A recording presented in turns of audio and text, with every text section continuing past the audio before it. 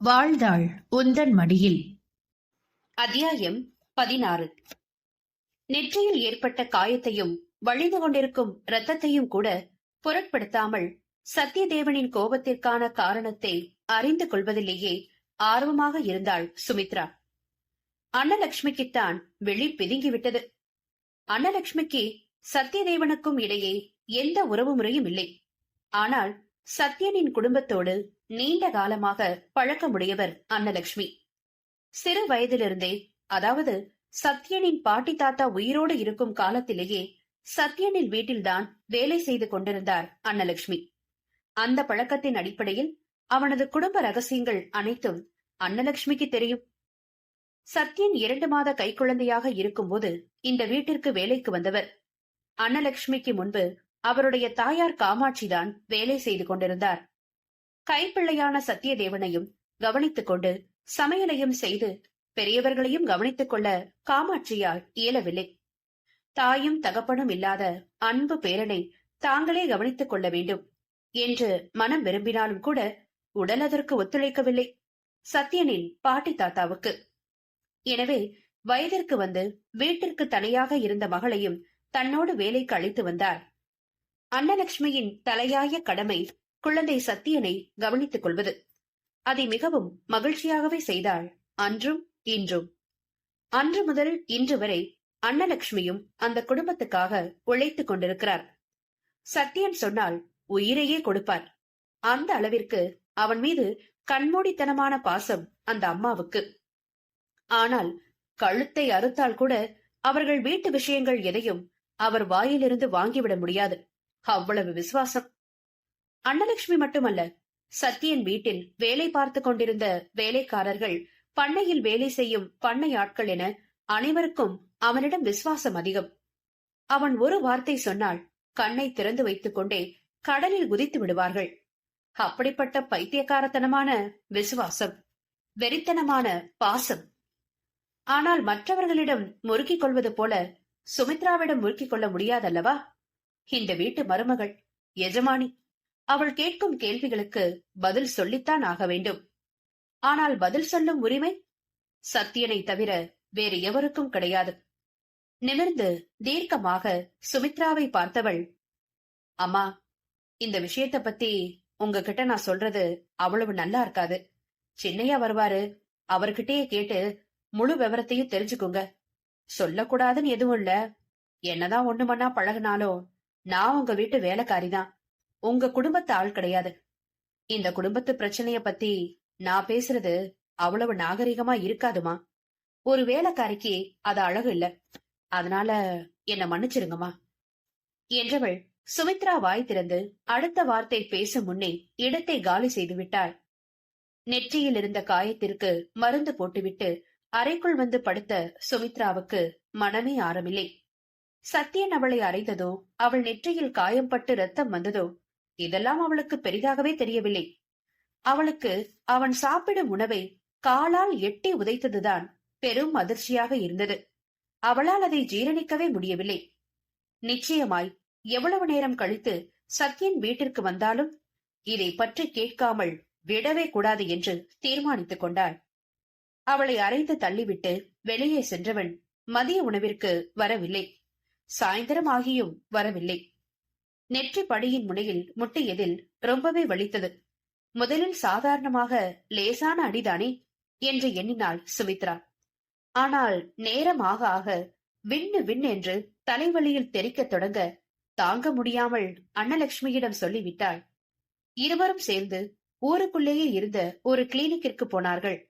அங்கே அந்த மருத்துவர் இவர்கள் போட்டிருந்த பிளாஸ்டரை பிரித்து மருந்தை துடைத்து புது மருந்து போட்டு பிளாஸ்டர் போட்டுவிட்டு சுமித்ராவின் வலிக்கும் ஊசி போட்டு விட்டார். தெரியாம செருப்பு தடுக்கி படியில விழுந்துட்டாங்க என்று அன்னலட்சுமி சொல்ல, நடந்துட்டே போன பார்த்து வந்திருப்பீங்க, அப்படிதானே? இப்ப உள்ள பொண்ணுங்கெல்லாம் எங்க பூமிய பார்த்து நடக்குதுங்க, எல்லாம் போன பார்த்து தானே நடக்குதுங்க என்று அழுத்துக் கொண்டார் மருத்துவர். சுமித்ராவுக்கு ஒரே சிரிப்பாக இருந்தது.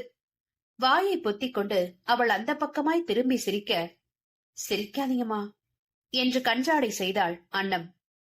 மருத்துவர் போட்ட ஊசி மருந்தின் வீரியத்தில் நன்றாக படுத்து உறங்கிவிட்டாள் சுமித்ரா. சாயந்தரமாய் படுத்தவள் விழித்தெழும்போது மணி 11 ஆகிவிட்டது. இவ்ளோ நேரமா தூங்குன என்று அறக்க பறக்க எழுந்தவளே, மெதுவா மெதுவா, ஏன் இவ்வளவு அவசரம் என்று ஆசுவாசப்படுத்தியது சத்தியதேவனின் அக்கறையான குரல். காலையில் அன்னியன் போல கரடுமுரடாக இருந்தவள் இப்போது ரெமோவை போல மென்மையானவனாக மாறிவிட்டிருந்தான்.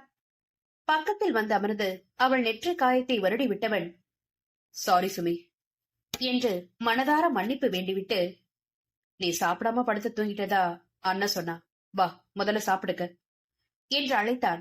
அவனுடைய அழைப்பை காதிலேயே போட்டுக் கொள்ளாமல், நான் உங்ககிட்ட கொஞ்சம் பேசணும் என்றாள் வீராப்பாக. எல்லாம் பேசலாம், நீ கேக்குற எல்லா கேள்விக்கும் நான் பதில் சொல்றேன். ஆனா முதல்ல சாப்பிடு. நீ சாப்பிடலனா நீ கேக்குற எந்த கேள்விக்கும் நான் பதில் சொல்ல மாட்டேன், அவ்வளவுதான் என்று விட்டு குளியலறைக்குள் நுழைந்து விட வேறு வழியின்றி கீழே போய் சாப்பிட்டு விட்டு வந்தாள் சுமித்ரா. அதற்குள் அவனும் முகம் கை கால் கழுவி வேறு உடை மாற்றியிருந்தான். வழக்கம் போலவே அவன் கட்டிலில் அமர்ந்திருக்க கட்டிலுக்கு பக்கத்திலேயே பாய் விரித்து சம்மணமிட்டு அமர்ந்திருந்தாள் சுமித்ரா. போனை பார்த்து கொண்டிருந்தவன் அவள் உள்ளே வந்து பாயில் அமர்ந்ததை கவனித்ததும் போனை அணைத்து தூரமாய் வைத்துவிட்டு கட்டிலை விட்டு கீழே இறங்கி வந்து பாயில் அவள் அருகே அமர்ந்து கொண்டான்.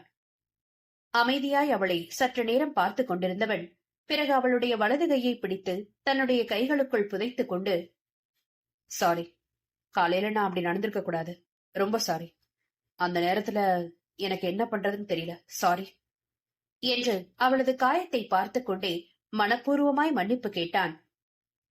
ஒரு தடவை செஞ்ச தப்புக்கு எத்தனை தடவை மன்னிப்பு கேட்பீங்க? பரவாயில்ல விடுங்க, 2 நாள் அந்த காயம் சரியா போயிடும். அப்புறம் என்ன அடிச்சதுக்காக நீங்க வருத்தப்பட வேண்டாம். ஏன்னா என்ன அடிக்கிறதுக்கான எல்லா உரிமையும் உங்களுக்கு இருக்கு. நானும் அந்த அளவுக்கு உங்ககிட்ட கோவப்பட்டு பேசியிருக்க கூடாது. அதுவும் வீட்டுல வேலை செய்யறவங்க முன்னாடி அப்படி பேசினது தப்புதான். ஆனா சாப்பிடுற சாப்பாட்ட நீங்க காலால எட்டி உதைச்சு மண்ணுல தள்ளினதும் எனக்கு கோவம் வந்துருச்சு. அத கோவம் கூட சொல்ல முடியாது சத்யன். அது ஒரு மாதிரி வெறி பிடிச்ச மாதிரி ஆயிட்டேன். பேச்சை நிறுத்திவிட்டு ஒரு நிமிடம் அமைதியாக அவனை கூர்ந்து பார்த்தாள் சுமித்ரா. பிறகு, உங்ககிட்ட அதை காமிக்கலாமா என்னன்னு தெரியல, ஆனாலும் எதுக்காக எனக்கு அவ்வளவு கோவம் வந்ததுங்கிற காரணத்தை நீங்க கண்டிப்பா தெரிஞ்சுக்கணும். அதனால இத காமிக்கிறேன் என்று தனது ஆடைகளை விலக்கி அவளுடைய இடது தொடையை அவனிடம் காண்பித்தாள். அதை பார்த்த அவனுக்கு ஒரு நிமிடம் மூச்சே நின்றுவிடும் போல இருந்தது. மிக நீளமான ஒரு சூட்டு தழும்பு அது. நீங்க ரொம்ப வசதியான குடும்பத்துல பிறந்தவரு, பணக்காரரு. பிறந்ததுல இருந்து இன்னைக்கு வரைக்கும் உங்களுக்கு சாப்பாட்டுக்கு பிரச்சனை இருந்திருக்காது. ஒருவேளை சாப்பாட்டுக்கு நீங்க ஏங்கி இருக்க மாட்டீங்க. பழைய சோறாவது கிடைக்குமான்னு பசியோட காத்துட்டு இருந்திருக்க மாட்டீங்க. அதனால நீங்க எட்டி உதைச்ச சாப்பாட்டோட அருமை உங்களுக்கு தெரியல. ஆனா எனக்கு அப்படி இல்ல. எங்க அம்மா இறந்து போனதோட எனக்கு கிடைச்சிட்டு இருந்த நல்ல சாப்பாடு நின்னு போச்சு. அப்பா 2வது கல்யாணம் பண்ற வரைக்கும் ஓரளவுக்கு நல்லாதான் சாப்பிட்டுட்டு இருந்தோம். ஆனா சித்தி வந்ததுக்கு அப்புறம் நான் அனுபவிச்ச கொடுமைகளை சொல்லவே முடியாது. எல்லா வேலையும் வாங்கிட்டு சோறு மட்டும் தரவே மாட்டா. பழைய சோறாவது கொடுப்பான்னு காத்திருப்பேன். ஆனா அத கூட நேரம் கழிச்சுதான் கொடுப்பா. ஒரு நாள் அப்படிதான் சித்திக்கு 2வது குழந்தை பிறந்திருந்த சமயம் முதல் குழந்தைக்கு சாப்பாடு விட்ட சொல்லி சுடுசோறும் பருப்பு குழம்பு போட்டு கொடுத்தாங்க. அவளுக்கு ஊட்டிட்டேன். எனக்கு பசி தாங்க முடியல. சுடுசோறு சாப்பிடணும்னு வேற ரொம்ப ஆசையா இருந்தது. அதனால ஆசையில பானையில இருந்து கொஞ்சம் சோறு போட்டு குழம்பு ஊத்தி சாப்பிட்டேன். கரெக்டா அந்த நேரம் பார்த்து லீலாவதி வந்துட்டா. எனக்கு கை கால்லாம் விடவிடன்னு ஆயி போயிடுச்சு. திருடியா சாப்பிடுற, திருட்டு கழுதுன்னு சொல்லி தோசை கரண்டிய அடுப்புல வச்சு தொடையில சூடு வச்சுட்டா. அந்த தழும்புதான் இது.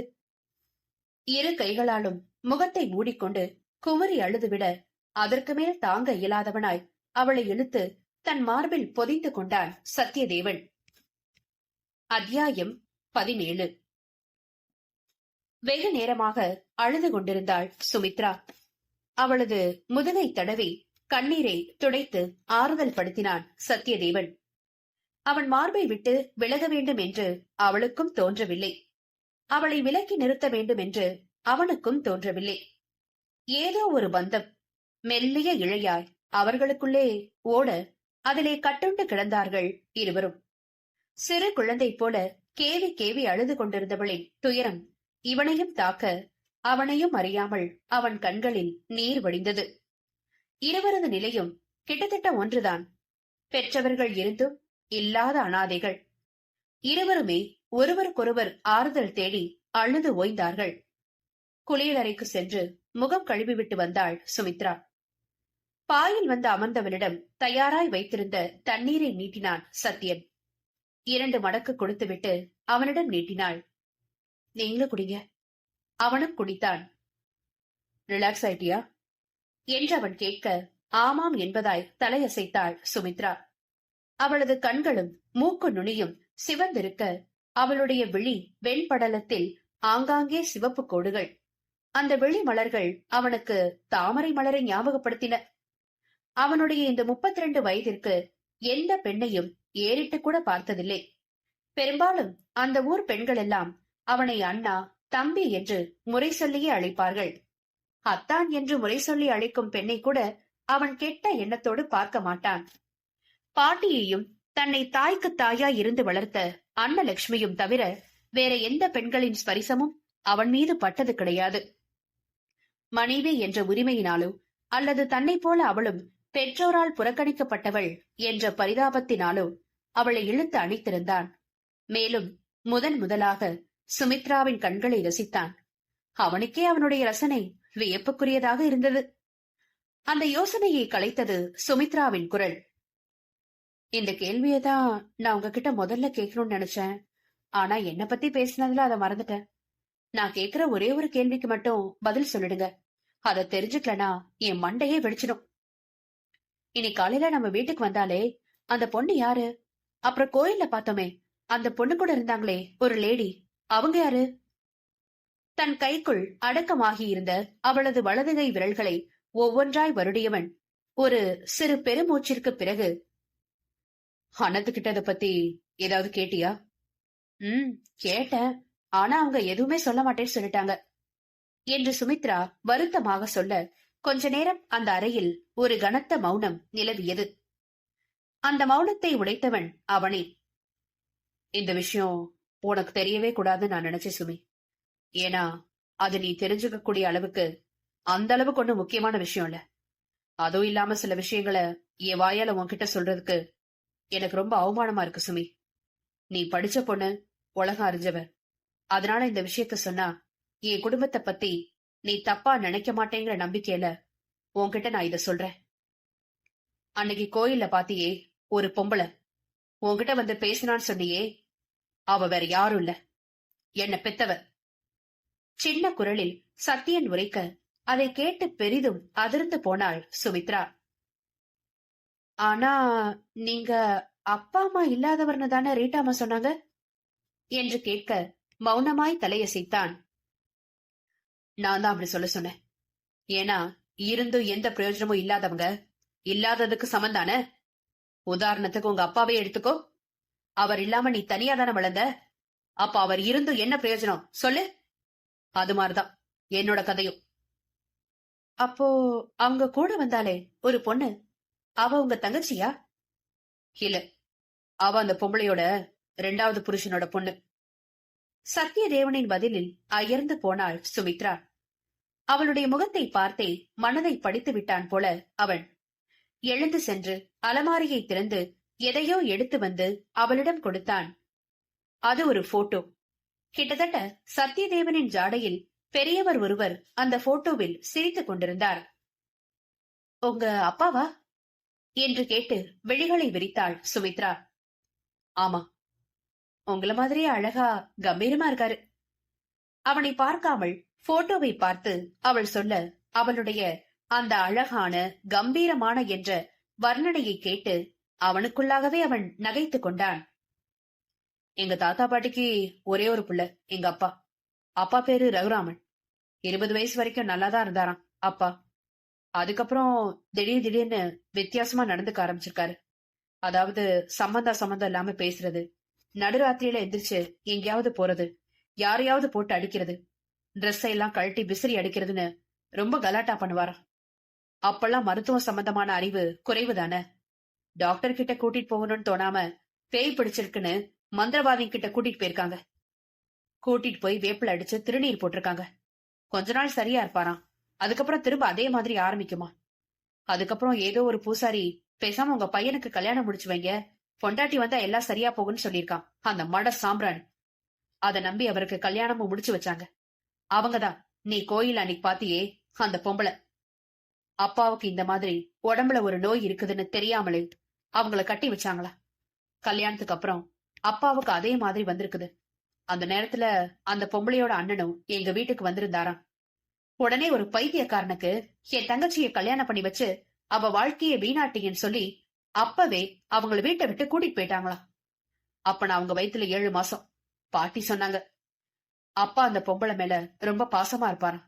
அவளை பாக்கணும் பாக்கணும்னு ஒரே அடம் பிடிப்பாராம். அதுலயே ஸ்ட்ரெஸ் அதிகமாகி கூட கொஞ்சம் பைத்திய மாதிரி நடக்க ஆரம்பிச்சிருக்காரு. அதுக்கப்புறம் தான் எங்க சொந்தத்துல யாரோ ஒருத்தர் அப்பாவை ஒரு நரம்பு டாக்டர் கிட்ட கூட்டிட்டு போய் காமிச்சாங்களாம். டாக்டர் சொன்னதுக்கு அப்புறம் தான் தெரிஞ்சது, அப்பாவுக்கு பேயும் பிடிக்கல, பிசாசும் இல்ல. மூளையில இருக்க சில நரம்புகள்ல நீர் கோர்த்துட்டு இருக்கிறதுனால அந்த மாதிரி தண்ணில இல்லாம நடக்க ஆரம்பிச்சிருக்காரு. லட்சத்துல ஒருத்தருக்கு இந்த மாதிரி வியாதி வருமா, அது அப்பாவுக்கு வந்திருக்குது. அது தெரியாம பாட்டியும் தாத்தாவும் பேய் பிசாசு பில்லி சூனியம்னு சொல்லி அப்பாவை கோயில் கோயிலா கூட்டிட்டு அலைஞ்சிருக்காங்க. அது ஒன்றும் குணப்படுத்த முடியாத நோயோ ஆளை கொள்ற வியாதியோ இல்ல. மாத்திரை போட்டா தன்னால அந்தந்த நரம்புகள்ல சேர்ந்திருக்க நீர் வத்தி தன்னால நார்மல் ஆயிடுவாராம். அதுக்கப்புறம் டாக்டர் கொடுத்த மாத்திரைகள் எல்லாம் ஒழுங்கா சாப்பிட்டு ஓரளவு நார்மலா இருந்திருக்காரு. அப்பெல்லாம் அந்த பொம்பளைய பாக்க அவங்க வீட்டுக்கு போவாராம். வீட்டு வாசப்படிய கூட தாண்ட விடாம எல்லாரும் ஏதோ ஒரு பைத்தியக்காரத்தனத்தை பாக்குற மாதிரி அடிச்சு விரட்டி விட்டுருவாங்களா. அந்த பொம்பளைய பாக்க முடியலன்ற கவலையில அப்பா டாக்டர் கொடுத்த மாத்திரை மருந்தெல்லாம் அதுக்கப்புறம் ஒழுங்கா சாப்பிடல. அதனால அந்த கோளாறு எல்லாம் மறுபடியும் வந்திருக்குது. அதாவது இந்த மாதிரி நோய் உள்ளவங்க மனசு அமைதியா சந்தோஷமா இருக்கணும். எதையாவது யோசிச்சு யோசிச்சு மூளைக்கு வேலை கொடுத்துட்டே இருந்தா மூளையோட ஸ்ட்ரெஸ் அதிகமாகி இந்த வியாதியோட தன்மையும் அதிகமாகும். என் பிள்ளைய வேண்டான்னு சொல்லிட்டு போன சிரிக்கி மூஞ்சில நாங்களும் முழிக்க மாட்டோம்னு சொல்லி பாட்டியும் தாத்தாவும் கூட அந்த பொம்பளைய போய் எட்டி கூட பாக்கல. கொஞ்ச நாள்லயே நான் பிறந்துட்டேன். உடனே அந்த பொம்பளையோட அப்பாவும் பெரிய அண்ணனும் கொண்டு வந்து என்னை எங்க பாட்டி தாத்தா கிட்ட ஒப்படைச்சிட்டு போயிட்டாங்களாம். அவ்வளவுதான். அதுக்கப்புறம் அந்த குடும்பத்துக்கும் இந்த குடும்பத்துக்கும் எந்த சம்பந்தமும் இல்லை. நான் பிறந்து சரியா 40வது நாள்ல ஒரு நாள் நடுராத்திரி தூக்கத்துல இருந்த அப்பா எழுந்திருச்சு நடக்க ஆரம்பிச்சிருக்காரு. அவர் எழுந்து வெளியே போனதை யாருமே கவனிக்கல. மறுநாள் காலையில படுத்திருந்தவனை காணோம்னு தேடி இருக்காங்க. அதுக்கப்புறம் நான் தோட்டத்து பம்ப்செட் கிணத்துல பெணமா கடந்த அப்பாவை கண்டுபிடிச்சு தூக்கிட்டு வந்திருக்காங்க. உணர்ச்சியற்ற குரலில் சொல்லிக்கொண்டே வந்தவன் இறுதியில் தனது தந்தையின் சாவை சொன்னபோது அதை நேரிலேயே கண்டது போல் கண்ணீர் விட்டு அழுது விட்டான். அத்தியாயம் 18. எங்க அப்பா செத்ததுக்கும் யாருமே இல்லாத அனாதையா நான் இருக்கிறதுக்கும் அந்த பொம்பளை மட்டும்தான் காரணம். அந்த அண்ணங்காரன் கூப்பிட்டானா உடனே இவ பின்னாடி போயிடுவாளா? என்ன ஏதுன்னு விசாரிச்சு பார்த்துட்டு அப்புறம் போயிருக்கலாம் தானே. அதுக்கப்புறமும் எத்தனை தடவை அப்பா அவளை பார்க்க போயிருக்காரு. ஒரு தடவையாவது அப்பாவை பாத்திருக்கலாம் இல்லையா? அதுவும் செய்யல. என்னதான் உடம்பு சரியில்லாத மனுஷனா இருந்தாலும் அப்பா அந்த பொம்பளை மேல வச்ச பாசம் நிஜம் தானே.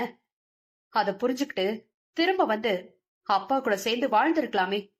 அப்படின்னா அத்தனை நாள் அப்பா கூட அந்த பொம்பளை சேர்ந்து வாழ்ந்ததுக்கும் அவ வயித்துல கருவா இருந்த எனக்கும் என்ன அர்த்தம்? புள்ள பிறந்து 1 மணி நேரம் கூட ஆகலையாம்.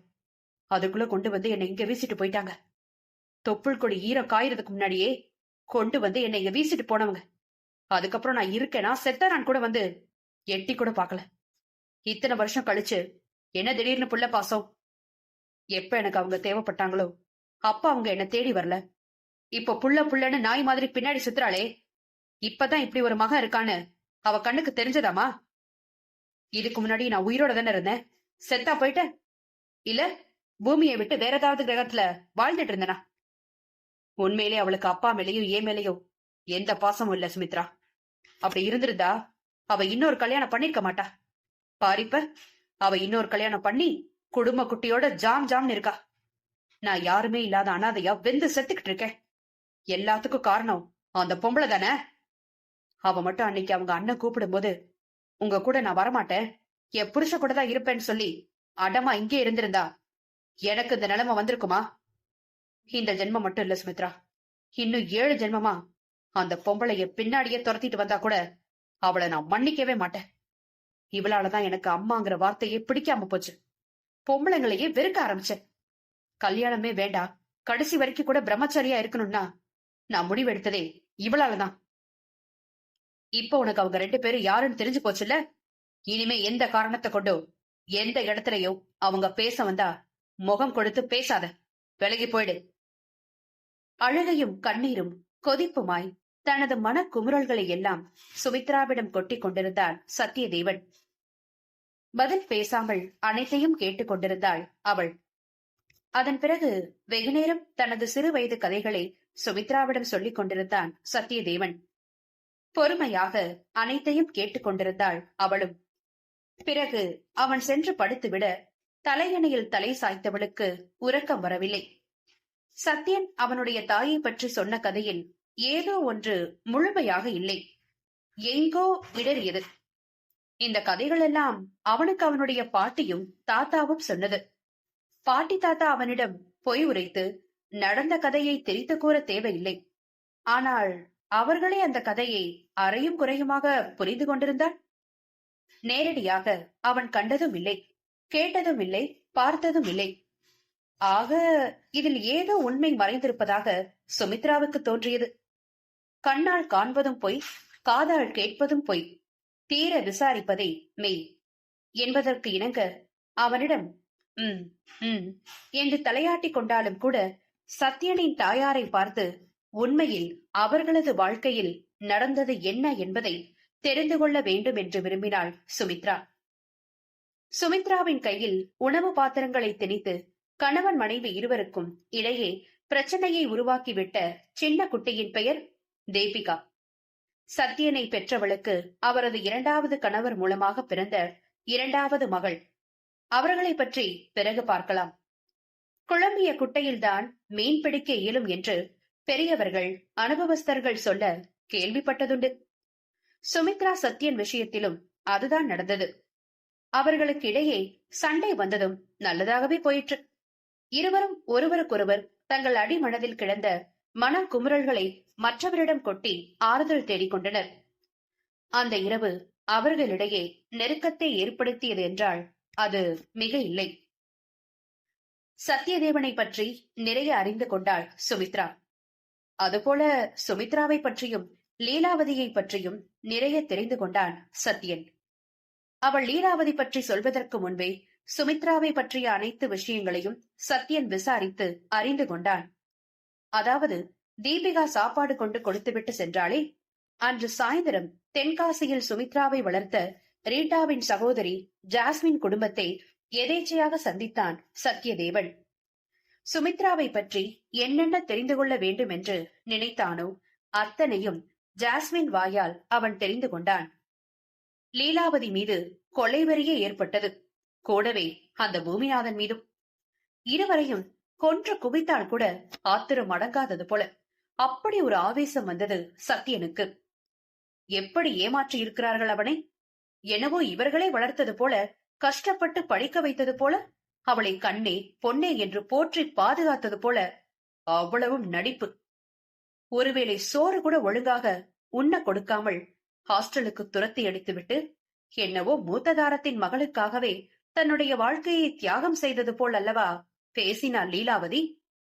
ஆனால் இதற்கெல்லாம் முத்தாய்ப்பாக அமைந்தது அவன் லீலாவதி சுமித்ராவுக்கு என்று பார்த்து வைத்திருந்த 2வது மாப்பிள்ளை, அதாவது அவளுடைய சித்தப்பா மகன் ராஜமாணிக்கம். பள்ளிக்கூடத்திற்கு சென்ற தங்கள் ஊர் பெண் பிள்ளைகளிடம் சில்மிஷம் செய்தவனை சம்மத்தியாக கவனிக்கும்படி முத்தையா தேவரிடம் சொல்லியிருந்தான் சத்யன். அது விஷயமாக பேசுவதற்குத்தான் அவனை தென்காசிக்கு அழைத்திருந்தார் அவர். முத்தையா தேவரை அவருடைய வாழைத்தோப்பில் வைத்து சந்தித்தான் சத்யன். பேசிக்கொண்டே அப்படியே நடந்து நடந்து வாய்க்காலை தாண்டி மாந்தோப்பிற்கு வந்து விட்டார்கள். அப்போது ஒரு மாமரத்தின் பெண்ணை இருந்து ஐயோ அம்மா என்று ஒரே சத்தம். என்ன ஏதென்று எட்டி பார்த்தாள். முத்தையா தேவரின் மூத்த மகன் சேதுபதி பாண்டியன் ஒருவனை குப்புற போட்டு குறுக்கில் மிதித்துக் கொண்டிருந்தான். பரதேசி நாயே, பள்ளிக்கூடத்துக்கு போற சின்ன பிள்ளைங்களதான் விட மாட்டேங்கிறீங்கன்னு பார்த்தா நீர் டீச்சரை துரத்துறீரோ? பஸ் ஸ்டாண்ட்ல வச்சு அந்த டீச்சரை கைய பிடிச்சு இழுத்திருக்க. அந்த புள்ள இனிமே அந்த பள்ளிக்கூடத்துக்கே போக மாட்டேன்னு ஒண்ணு ஒப்பாரி வைக்கிறாளாம். ஏண்டா சிறுக்கி மவன, அரிப்படுத்த எவர்கிட்டயாவது போய் படுக்க வேண்டியதுடா. எதுக்குடா பள்ளிக்கூடம் பார்க்க போன? மவனை இன்னொரு வாட்டி கஞ்சா கேஸ்ல மாட்டேன்னு வையே, போனமாதான் வெளியே வருவ. அந்த இன்ஸ்பெக்டர் கலியமூர்த்தி கிட்ட ஏற்கனவே சொல்லி வச்சிருக்கேன், உயிரோட போஸ்ட்மார்ட்டம் பண்ணி விட்டுருவான். மறுவாதியாரு. அவனை அடித்து துவைத்து விட்டு இவர்களை நோக்கி வந்தான் சேதுபதி பாண்டியன். 2 கைகளிலும் ரத்தம், முகத்தில் சட்டையில் என்று மானாவாரியாக ரத்தத்தை அள்ளி தெளித்திருக்க, என்ன விஷயம் என்று விசாரித்தான் சத்யதேவன். அப்போதுதான் அவன் லீலாவதியின் சித்தி மகள் தம்பி ராஜமாணிக்கம் என்று தெரிந்தது. அதுவும் சத்யனை பார்த்து சுமித்ராவுக்காகவே தனது கற்பை ஏதோ பேங்க் லாக்கரில் பூட்டி வைத்து பொக்கிஷம் போல போற்றி பாதுகாப்பேன் என்று உறுதிமொழி தந்தவன் பச்சை பொம்பள பொறுக்கி. சத்யன் மூச்சே விடவில்லை. ஆக எப்படியாவது சுமித்ரா சீரழித்து போக வேண்டும் என்று விரும்பி இருக்கிறாள் லீலாவதி. அதுதான் இவனை போன்ற ஒரு மனித மிருகத்திடம் அவளை ஒப்படைக்க துணிந்திருக்கிறாள். பொம்பள பொறுக்கி, கஞ்சா கடத்தல், இன்னும் என்னெல்லாம் இருக்கிறதோ. சத்யனை கேட்டால் உலகத்திலேயே ஒரு ஆண் செய்யக்கூடிய மாபெரும் தவறு இவை 2ம் தான். இதையே ஒருவன் துணிந்து செய்கிறான் என்றால் இனிமேல் எதற்கும் துணிவான் தானே. இப்படிப்பட்டவனிடமா சுமித்ராவின் வாழ்க்கையை ஒப்படைப்பது? யோசிக்க ஆரம்பித்தான் அவன். ஏற்கனவே சத்யனின் மனதில் சுமித்ராவை பற்றிய ஒரு மென்மையான உணர்வு வந்து விட்டிருந்தது. இந்த விஷயங்களை எல்லாம் கேள்விப்பட்ட பிறகு அது இன்னும் ஆழமாக வேரூன்றியது. அன்றைய இரவில் ஒருவருக்கொருவர் தங்களது கஷ்டங்களை பரிமாறி அணைத்து ஆறுதல் படுத்தி கண்ணீர் விட்டுக் கொண்ட பிறகு கடைசி வரை அவளை கண்கலங்காமல் வைத்து காப்பாற்ற வேண்டும் என்று முடிவு செய்தான் சத்யதேவன். காலம் அதற்கு ஒத்துழைக்குமா? காத்திருந்து காண்போம்.